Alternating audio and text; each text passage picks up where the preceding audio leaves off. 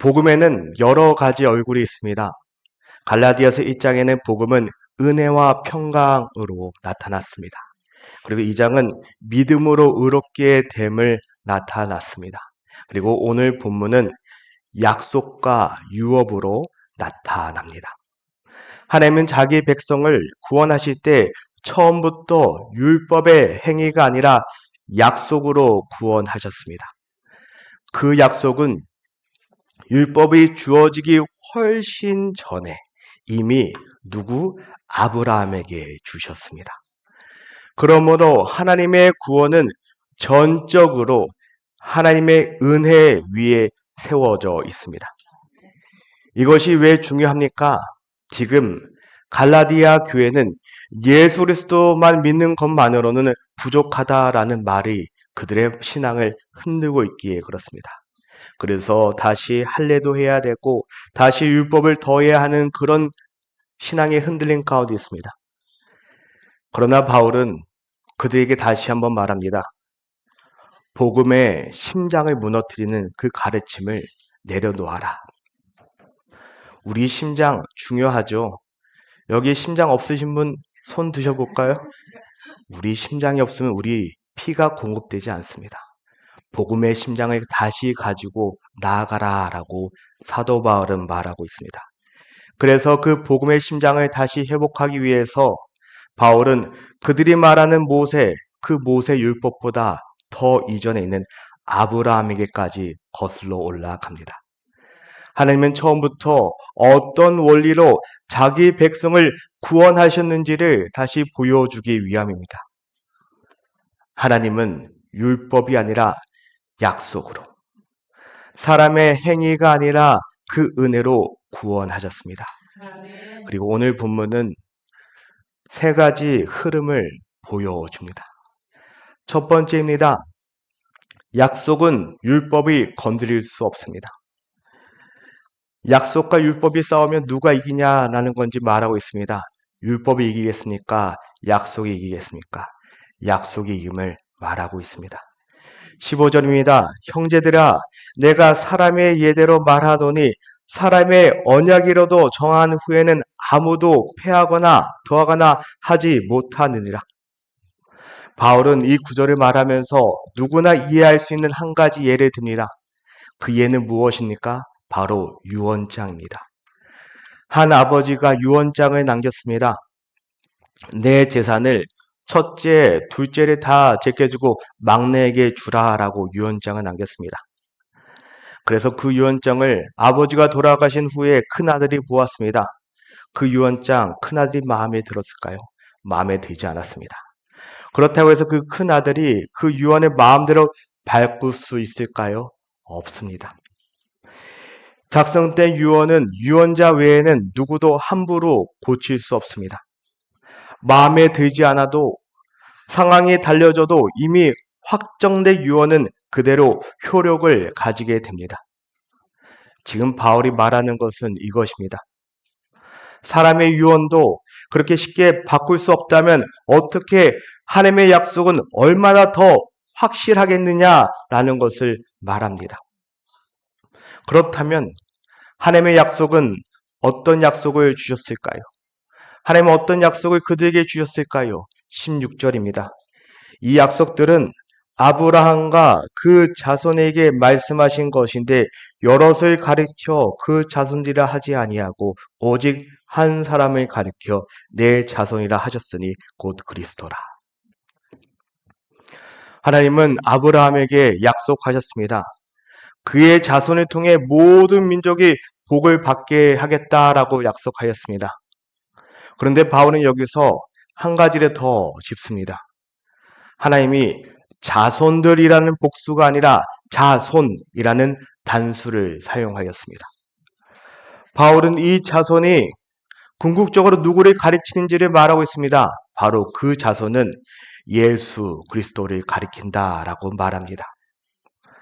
하나님은 아브라함에게 자손과 땅을 약속하셨습니다. 그러나 그 약속은 단지 가나안 땅을 얻는 것으로 끝나지 않았습니다. 그 약속은 단지 복을 받는 것으로 끝나지 않았습니다. 그 약속은 장차 그리스도 안에서 주어질 더 큰 구원과 복을 미리 보여주셨던 것입니다. 그리고 누구 안에서? 예수 그리스도 안에서 그 약속이 완성되었습니다. 하나님의 약속은 예수 그리스도 그 자손을 통해서 완성되었습니다. 그 그리스도를 통해 유대인만이 아니라 모든 민족이 하나님의 복을 받게 되었음을 말합니다.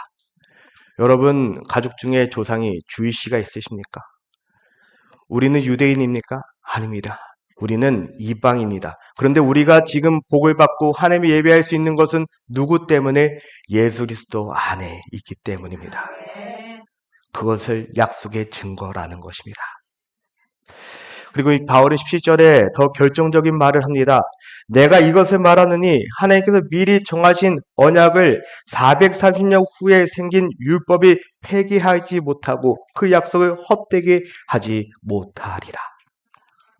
여기서 무엇이 중요할까요? 순서입니다. 하나님의 약속이 먼저였습니다. 율법은 그 후 오랜 시간이 지나서야 주어졌습니다. 바울은 그 기간을 430년이라고 말합니다. 나중에 온 것이 어떻게 먼저 온 것을 바꿀 수 있냐라고 합니다. 바꿀 수 있을까요? 없습니다. 아버지 유언장이 이미 작성되었는데 나중에 새로운 법이 생겼다고 해서 그 유언이 무효가 됩니다. 그렇지 않습니다. 마찬가지입니다. 나중에 주어진 율법이 하나님께서 주신 약속을 폐기하거나 헛되다고 말할 수 없다라는 것은 바울은 지금 그들에게 다시 선포하고 있습니다. 그리고 그의 고백은 18절을 통해서 정리됩니다. 만약 그 그 유언이 율법에서 난 것이라면 약속에서 난 것이 아니니라. 그러나 하나님이 약속으로 말미암아 아브라함에게 주신 것이라. 바울은 구원의 근거를 분명하게 말합니다. 유업은 율법에서 난 것이 아닙니다. 그럼 어디서 났습니까? 바로 약속에서 났습니다. 아브라함이 무엇을 했기 때문에 받은 것이 아니라 하나님이 약속했기 때문에 아브라함이 받은 것입니다. 이렇게 생각해 봅시다. 제가 여러분에게 오늘 저녁은 제가 대접하겠습니다. 이것은 약속입니다. 진짜 오시면 안 됩니다. 근데 제가 여러분에게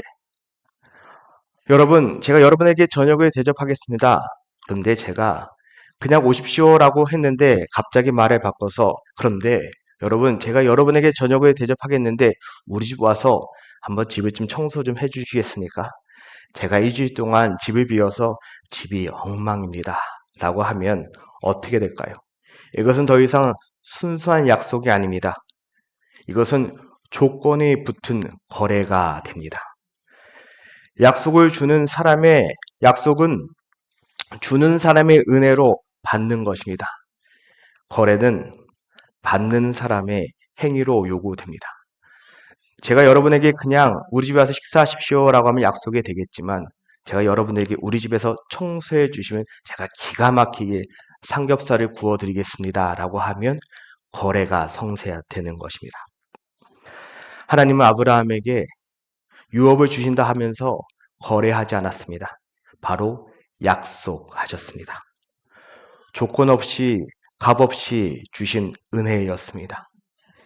이것이 오늘 우리에게도 여러분에게 그대로 적용됩니다. 우리는 처음 복음을 드릴 때 어떻게 구원받았습니까? 은혜로 구원받았습니다. 그런데 시간이 지나면서 자꾸 무언가를 찾게 됩니다. 우리 안에 불안과 염려가 찾아옵니다. 그래서 자꾸 무엇을 하게 됩니까?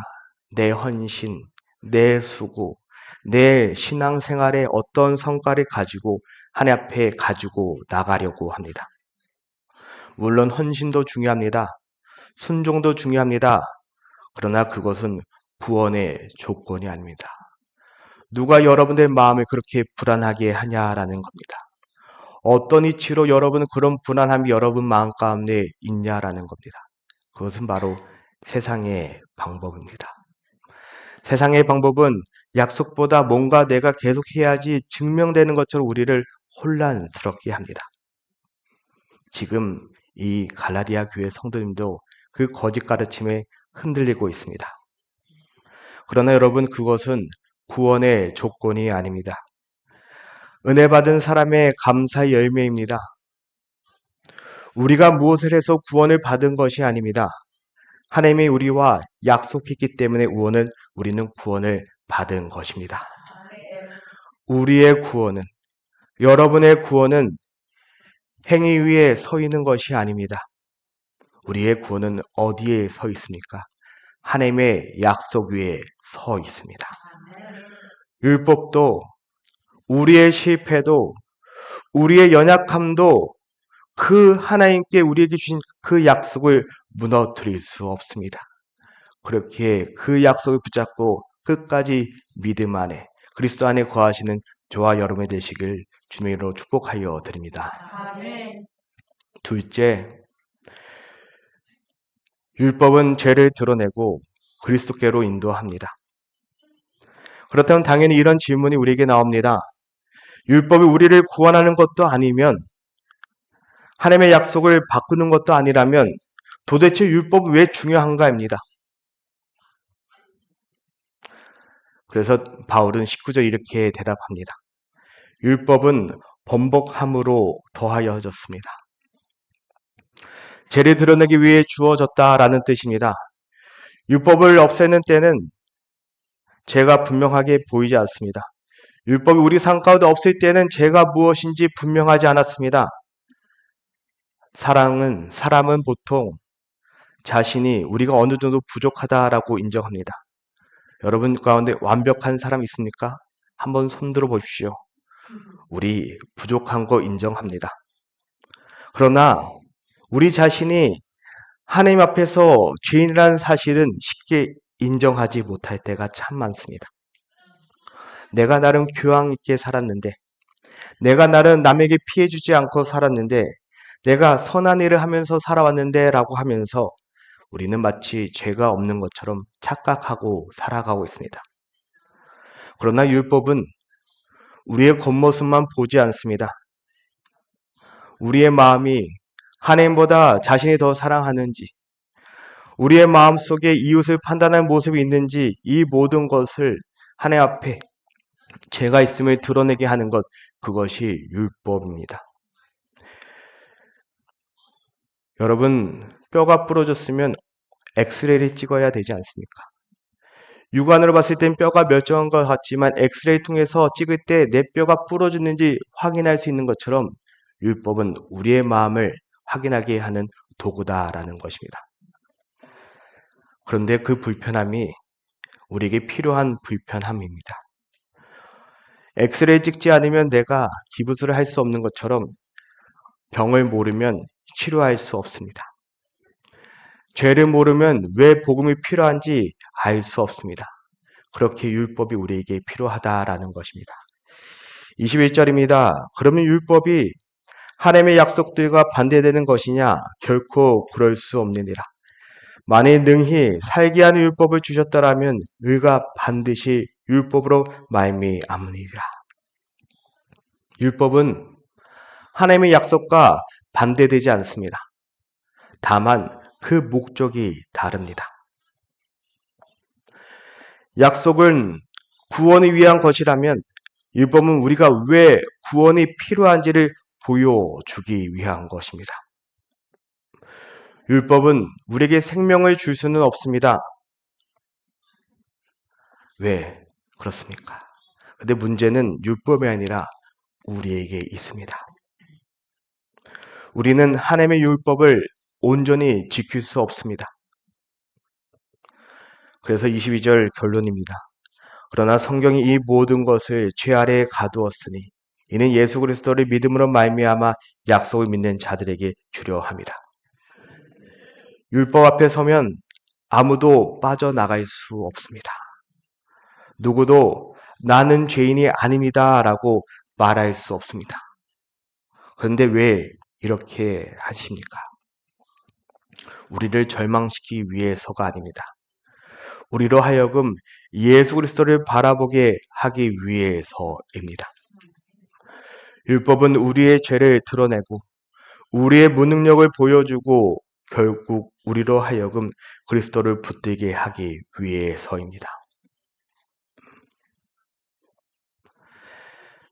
자신의 죄를 보지 못하는 사람, 복음의 기쁨 소식을 듣지 못하는 사람, 그들에게 그 복음을 알기 위해서입니다. 어둠을 알아야 빛이 얼마나 귀한지 알 수 있습니다. 이번에 휴스턴 가면서 제가 뭐를 타고 갔을까요? 비행기를 타고 갔겠죠. 절대 뛰어가진 않았습니다.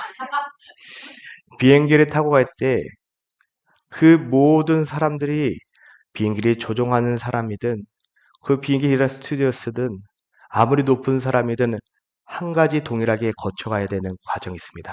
바로 보안입니다. 제 가방을 먼저 붙이고 제 몸을 스캔하는 대로 지나갑니다. 그 누구든 상관없습니다. 그 엑스레이 기계라고 합시다. 그걸 통과하는 동안에 내 집안에 무엇이 있는지 다 보여줍니다. 내 몸에 무엇이 있는지 다 보여줍니다. 만약에 그 보안 시스템을 지나갈 때 누군가가 저는 가방에 무엇을 넣는지 창피해서 못 가겠어요 라고 하면 그 사람 비행기를 타고 갈 수 없습니다. 그 과정을 다 거쳐야지만 우리 비행기 안에 탄다는 것 어떤 것을 의미합니까?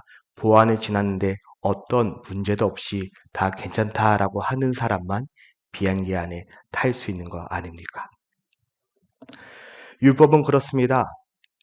율법을 통해서 우리 안에 잘못된 모습을 확인하게 됩니다. 내가 어떤 것을 짐에 넣는지 다 확인하게 됩니다. 하지만 그 율법이 우리를 비행기를 못 타게 하는 것이 아니라 우리가 비행기를 더 안전하게 탈 수 있게 하는 것이고 그것은 바로 예수 그리스도 안에 은혜 가운데 우리가 거하게 하는 것입니다. 그렇게 율법 안에서 무너지는 것은 불법이 아닙니다. 실패가 아닙니다. 누군가가 그 검사대를 지나갔을 때 못 통과하는 것은 그 안에 어떤 것을 버려야 합니다. 그것을 버리면 탈 수 있습니다. 그렇기에 율법 아래 우리는 나의 자신을 돌아보는 것, 그것이 바로 은혜의 시작입니다. 내가 죄인임을 인정하고 내가 가져가면 안 되는 것을 가져갔으면 이건 인정하고 버렸을 때 비행기 안에 탈 수 있는 것처럼 그곳이 은혜의 시작이며 그 자리가 바로 그리스도를 붙드는 자리가 된다라는 것입니다. 여러분들은 율법 아래 있으십니까? 아니면 그리스도 안에 있습니까? 율법을 통해서 우리가 누구인지를 알아가겠지만 거기서 끝이 아니라 내가 실패자라고 생각하는 것 끝이 아니라 그것이 은혜의 시작임을 알고 그리스도를 붙잡고 나아가는 저와 여러분이 되시길 바랍니다. 아멘. 셋째, 그렇게 우리는 종이 아니라 하나님의 자녀입니다. 바울은 율법 아래 있던 우리의 상태를 두 가지로 설명합니다. 첫째는 감옥입니다. 23절입니다. 믿음이 오기 전에는 우리는 율법 아래에 매인 바 되고 계시될 믿음의 때까지 갇혔느니라. 율법 앞에 서면 우리 모두 다 하나같이 죄인이다. 왜? 우리의 죄가 드러나기 때문입니다. 빠져나갈 수 없습니다. 율법은 우리를 그렇게 죄 아래에 가둡니다. 그러나 그 목적은 우리를 가두기 위해서가 아닙니다. 우리가 율법에서 스스로 빠져나갈 수 없다는 그 사실을 깨닫게 하기 위해서입니다. 그리고 그곳에서 하나님의 그리스도를 바라보기 위함입니다. 그렇게 둘째는 초등교사라고 합니다. 24절입니다. 이같이 율법이 우리를 그리스도께로 인도하는 초등교사가 되어 우리로 하여금 믿음으로 말미암아 의롭다함을 얻게 하려 합니다. 그 당시 초등교사는 아이를 돌보고 훈육하며 감독하는 사람이었습니다. 지식을 가르치는 선생이 아니라 아이들을 관리하는 역할이었습니다. 그러나 그 역할은 영원하지 않습니다. 아이가 장성하면 더 이상 초등교사 아래에 있지 않습니다. 바울이 말하려는 것은 이것입니다. 율법은 우리를 그리스도께로 데려가는 역할을 합니다. 그리스도께서 오신 후에는 더 이상 우리가 율법 아래 묶여 있지 않다라고 합니다. 믿음이 온 후로 우리는 초등교사 아래에 있지 아니하고 바로 예수 그리스도 오심으로써 우리는 그 예수 그리스도 안에 거한다라는 것을 말하고 있습니다. 우리 이제 고등학교를 졸업하고 세상에 나아가는 친구들, 고등학교까지는 필수 교육입니다. 의무적으로 교육을 받아야 됩니다. 그리고 이제 앞으로 대학교를 갈지 사회에서 어떤 직장을 할지는 본인의 선택입니다. 하지만 그 가운데 그들 마음가운데 있는 것은 이 초등학교 때부터 고등학교 때 그 모두 배웠던 것이 그들의 마음가운데 있고 앞으로 무엇을 결정하는 데 있어 기준이 된다라는 것입니다. 그것을 지금 바울은 말하고 있는 것입니다. 그래서 26절에 너희가 다 믿음으로 말미암아 그리스도 예수 안에서 하나님의 아들이 되었으니 우리는 누가 되었다라는 것입니까? 하나님의 아들이 되었습니다. 이것은 미래의 일이 아니라 이미 우리 가운데 이루어지고 있는 사실을 고백하고 있습니다. 그렇게 우리는 더 이상 종이 아니라 하나님의 자녀로서 우리는 살아가게 된다라는 것입니다. 우리 하나님의 자녀입니다. 하나님의 자녀이기 때문에 아버지이신 하나님께 버림받을까 두려워하지 않아도 됩니다. 하나님을 의무적으로 섬기는 사람이 아닙니다. 그리스도의 자녀이기 때문에 우리 하나님의 자녀이기 때문에 이제 아버지의 자녀의 관계가 우리가 되었다라는 것입니다. 여기서 아들이란 표현은 남자만 가리키는 말이 아닙니다. 그 당시 사회에서 아들은 상속권을 가진 존재였습니다. 바울이 모든 자들 하나님의 아들이라 부른 것은 그 안에 남자와 여자 모두가 동일하게 하나님의 상속자가 되었다라는 것을 뜻하고 있습니다. 그렇게 21절에 27절에 누구든지 그리스도와 합하기 위하여 세례를 받은 자는 그리스도로 옷 입었느니라. 우리는 무슨 옷을 입었습니까? 그리스도의 옷을 입었습니다. 하나님께서 우리를 보실 때 우리의 죄와 허물만 보시는 것이 아닙니다. 우리가 그리스도의 옷을 입었는지 보신다라는 것입니다. 그렇게 우리는 그리스도 안에 있어야 합니다. 우리의 불완전함이 아니라 그리스도의 의를 보신다라는 것입니다. 그렇게 우리는 스스로 의로워져서 하나님 앞에 서 있는 사람이 아닙니다.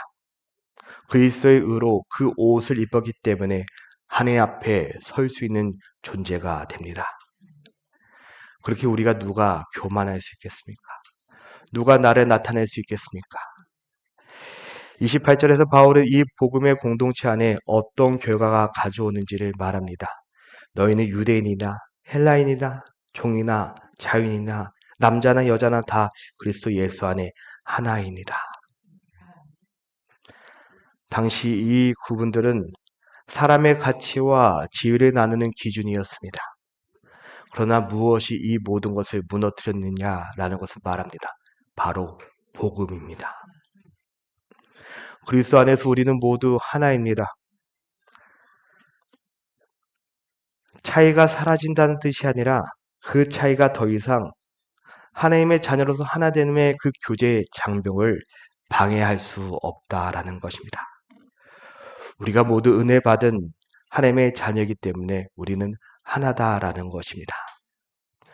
복음으로 하나 되었는데 우리 가운데 자꾸 차별하고 구분한다라면 우리는 하나님의 자녀가 아닐 수 있습니다. 그리고 그 복음이 여러분의 마음 가운데 없을 수도 있습니다. 그렇게 우리는 하나님의 자녀인 것을 알고 유대인이나 헬라인이나 이방인이나 그 모든 사람들을 한 가족임을 믿고 나아가시길 바랍니다. 마지막으로 29절입니다. 너희가 그리스도의 것이면 곧 아브라함의 자손이요 약속대로 유업을 이룰 자니라. 그리스도 안에 있는 사람은 아브라함의 자손이다라고 합니다. 혈통이 아니라 믿음으로 우리는 아브라함의 약속에 참여하게 된다라고 합니다. 그렇게 우리는 우연히 하나님의 백성이 된 사람이 아닙니다. 모든 것이 하나님의 계획 가운데 그리고 하나님의 택하신 가운데 우리 모두 하나님의 약속 안에 들어가는 하나님의 자녀가 되었습니다. 그렇게 성도 여러분, 우리는 더 이상 율법 아래 갇힌 사람이 아닙니다.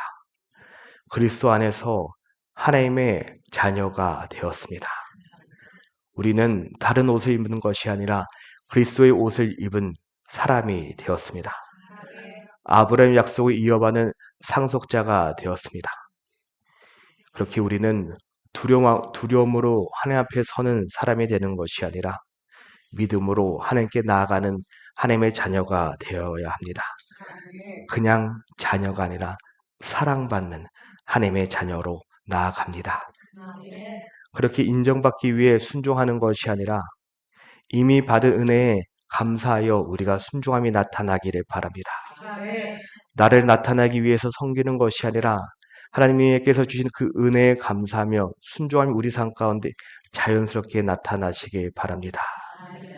이것이 그리스도 안에서 우리가 받은 새로운 신분, 바로 하나님의 자녀입니다. 우리는 아버지가 있습니다. 그렇게 고아처럼 행동하지 않으시고 우리 아버지인 하나님을 바라보며 내가 하나님의 자녀임을 기억하며 나아가시길 바랍니다. 하나님의 구원은 처음부터 약속이었습니다. 그 약속, 율법도, 여러분들의 실패도, 우리의 연약함도 그 약속을 무너뜨릴 수 없습니다. 율법은 우리의 죄를 정죄하고 우리를 가두지만 그 목적은 가두는 것에 끝나는 것이 아니라 우리를 그리스도께로 인도하기 위함임을 기억하시기 바랍니다.